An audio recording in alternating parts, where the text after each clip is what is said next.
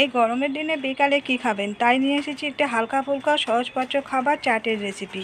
আর এই চাটের রেসিপিটা তৈরি করব, তার জন্য আমার লাগবে মটর। আমি এখানে কিছুটা মটর ভিজিয়ে রেখে দিয়েছিলাম। মটরটা আমি সারা রাত জল দিয়ে ভিজিয়ে রেখে দিয়েছিলাম। এখন এই জলটাকে ফেলে দিয়ে এটাকে সিদ্ধ করতে দেবো। জলটা আমি ঝরিয়ে ফেলে দিয়েছি, একটা প্রেসার কুকারের মধ্যে সিদ্ধ করতে দিয়েছি। অল্প কিছুটা জল দিয়ে দিচ্ছি আর সামান্য একটু নুন দেবো, যাতে করে মটরগুলোর মধ্যে লবণটা ঢোকে। এখন এটাকে ঢাকা দিয়ে সিদ্ধ করতে দেবো।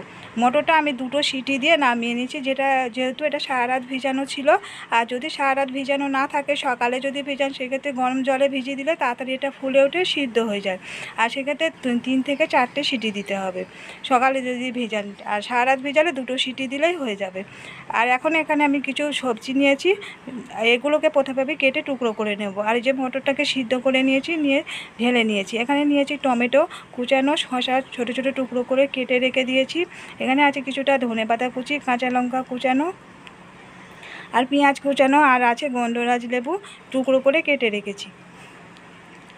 প্রথমে একটা মিক্সিং বোলের মধ্যে আমি কিছুটা মটর নিয়ে নিয়েছি। যতটা মটর মানে খাওয়া হবে বা মাখানো হবে ততটাই মাখাতে হবে। যেহেতু এটা নুন দিয়ে বেশিক্ষণ মাখিয়ে রাখলে নুন থেকে জল ছাড়ে, সেই জন্য বেশিক্ষণ রাখা যাবে না নুন মাখিয়ে। আমি অল্প কিছুটা মাখাচ্ছি, পুরোটা মাখাবো না। এর মধ্যে দিয়ে দিলাম কিছুটা টমেটো কুচি, কিছুটা শসা কুচি। আর মটরগুলো এমনভাবে সিদ্ধ করতে হবে যেন এটা গোলা না যায়, গোটাও থাকবে আবার সিদ্ধও হয়ে যাবে। এরকমভাবে মটরটাকে সিদ্ধ করতে হবে। এখন দিয়ে দিলাম এর মধ্যে কিছুটা পেঁয়াজ কুচানো। পেঁয়াজগুলো একদম ছোটো করে কুচিয়েছি। কিছুটা দিয়ে দিলাম ধনেপাতা কুচি আর কাঁচা লঙ্কা কুচি দিয়ে দিচ্ছি।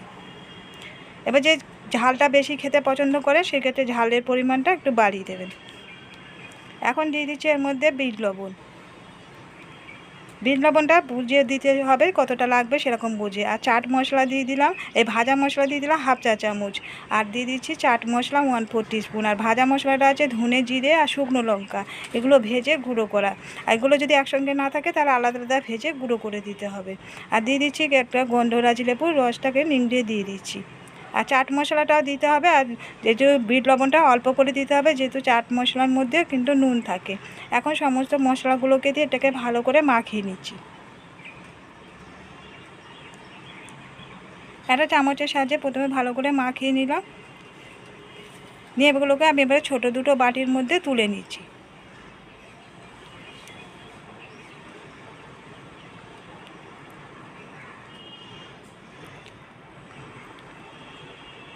প্রথমে আমি কিছুটা বাটিগুলোর মধ্যে তুলে নিচ্ছি।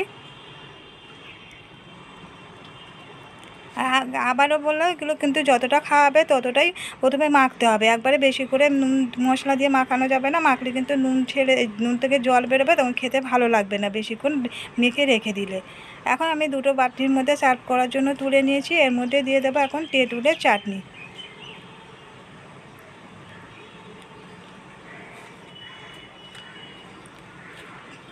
আমি কিছুটা চামচে করে তেঁতুলের চাটনিটা দিয়ে দিচ্ছি তুলে।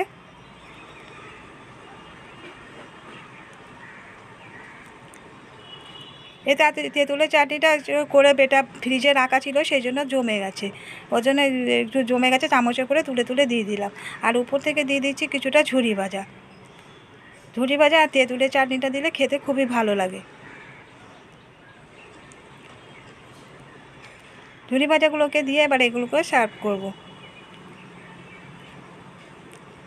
তৈরি হয়ে গেছে মজাদার চাট। আর এই মজাদার চাটগুলো খেতে কিন্তু খুবই ভালো লাগে, বাচ্চা বড় সবারই খুবই ভালো লাগবে। আর এই গরমের দিনে বিকালবেলা খাওয়া একটা দারুণ স্বাদের খাবারের রেসিপি। আপনারা এভাবে তৈরি করে দেখতে পারেন। তো কেমন লাগলো বন্ধুরা আজকের রেসিপিটা কমেন্ট করে জানাতে ভুলবেন না। ভালো লাগলে একটা লাইক দিয়ে দেবে, শেয়ার করে দেবেন, এবার সাবস্ক্রাইব করে রাখার রিকোয়েস্ট করলাম নতুন বন্ধুদের কাছে। আজকের মতো বিদায় নিচ্ছি, ফিরে আসছি নতুন কোনো রেসিপি নিয়ে। ততক্ষণ সবাই সুস্থ থাকবে।